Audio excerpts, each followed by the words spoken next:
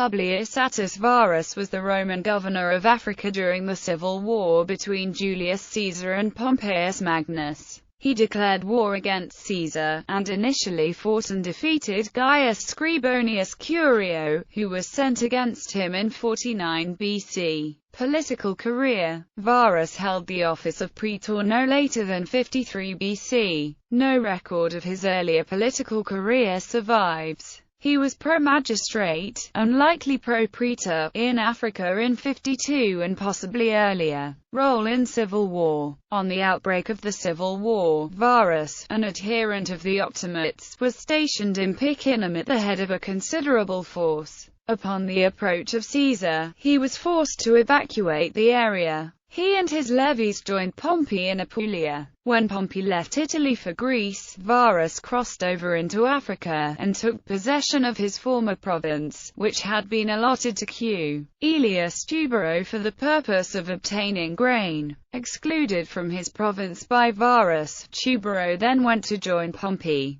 Varus was well known in Africa from his earlier propraetorship, and was thus able to raise 2 legions. The battle for Africa. Caesar then sent Curio to Africa to take it away from the Pompeians. Curio was given command as a reward for his political support, but he had only limited military experience, and none at high command. He took over legions that were initially recruited by the Pompeians but had switched allegiance at the surrender to Caesar at Corfinium. Curio landed successfully near Utica, surprising Varus' army. One of Varus' officers, Sextus Quinctilius Varus, who had been at Corfinium, appealed to Curio's legions to desert and return to their original loyalty. The troops refused, and, after a success in a cavalry skirmish, Curio led them in a bold, uphill attack which swiftly routed Varus' army. Encouraged by this success, Curio acted on what proved to be faulty intelligence, and attacked what he believed to be a detachment of Juba's army. In fact, the bulk of the king's forces were there, and, after an initial success, Curio's forces were ambushed and virtually annihilated.